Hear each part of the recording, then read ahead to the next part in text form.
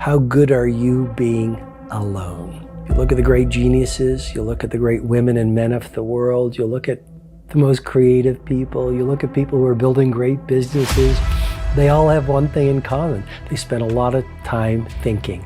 And you will never get your best insights in a noisy restaurant or being surrounded by your best friends. We live in a world that in many ways says, well, if you want to be liked and if you want to fit in, make sure you have a lot of people around you and your life is layered with lots of complexity and shiny toys and bells and whistles. Blaise Pascal, the French mathematician, said something I've never forgotten. He said, most of man's miseries derive by his inability to sit quietly in a room by himself. Tranquility is the new luxury. I'm going to repeat that again because it's so important. Tranquility is the new luxury. Most people in the world right now are so addicted to distraction. There's so much going on. They're exhausted.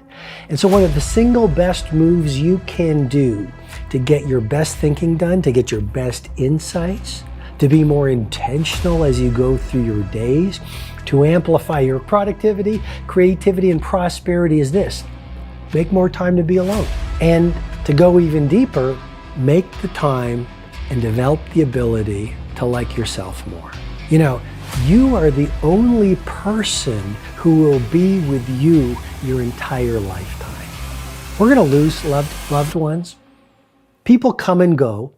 You are the only person that will be with you as long as you are alive. And so why not build intimacy and fluency with you? Your relationship with yourself. Powerful point here.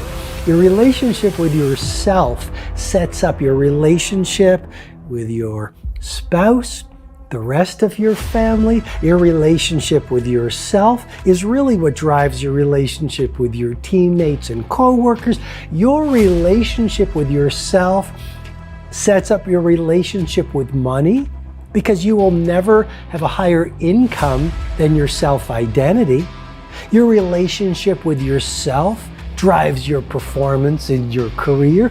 Your relationship with yourself sets up your entire relationship with your world. The doorway to success then swings inward, not outward. And as you build that relationship with your final self, as you build a relationship with your values, as you build a relationship with your gifts and your talents, as you meditate and contemplate and reflect on your true wisdom, what starts to happen is you peel away your ego, which is simply the voice of your fear.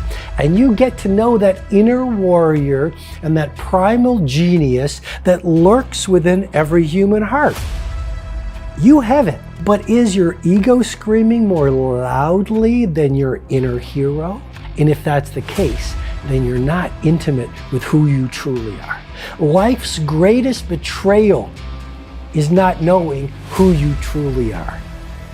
So where do you get to know your best self? In the twilight of quiet. It is in the tranquility of the early morning hours, or maybe those quiet hours before you go to sleep, where you can pull out a journal and write about the person you've always wanted to be. It might be where you meditate on the person you want to become. You might want to pray in your quiet hours alone about what you want your life to stand for. I spend a lot of time early in the morning with my eyes closed, visualizing the life I want to create. All I know is my best thinking, my greatest self-excavation, my highest personal growth doesn't happen when I'm in a room full of people. It happens when I have carved out the time to be alone. That's when I can hear the silent whispers of my greatest self. Well, you can't be alone and you won't make time to be tranquil if you're scared of yourself.